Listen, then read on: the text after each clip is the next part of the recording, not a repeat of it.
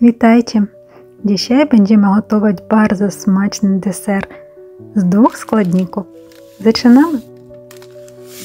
Galaretka, 3 różne rodzaje. U mnie to wisznia, mango, jabłko.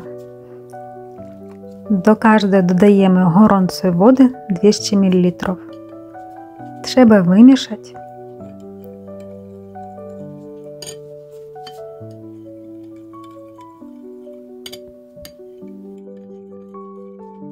Dalej bierzemy 200 g serka, dodajemy galaretę, u mnie to wisznia.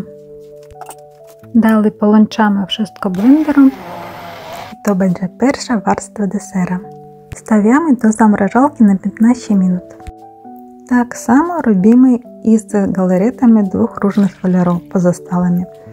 Twaróg, galareta, zamrażalka na 15 minut.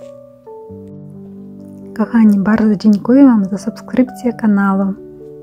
Zawsze odpowiadam każdemu. Bardzo wdzięczna. Dziękuję.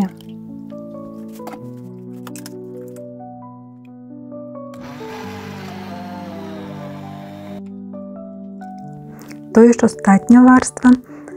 Stawiamy do zamrażalki na 15 minut, a dalej do lodówki. У mnie to było na noc.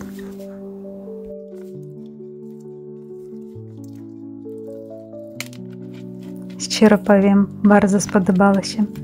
Bardzo korzystny desert. Dla tych, kto liczy kalorie, to po prostu idealny przepis. Dzieciakom bardzo spodobało się.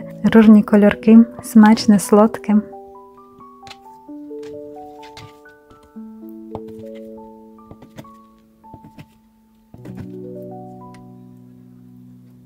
Prążynki kolorowe.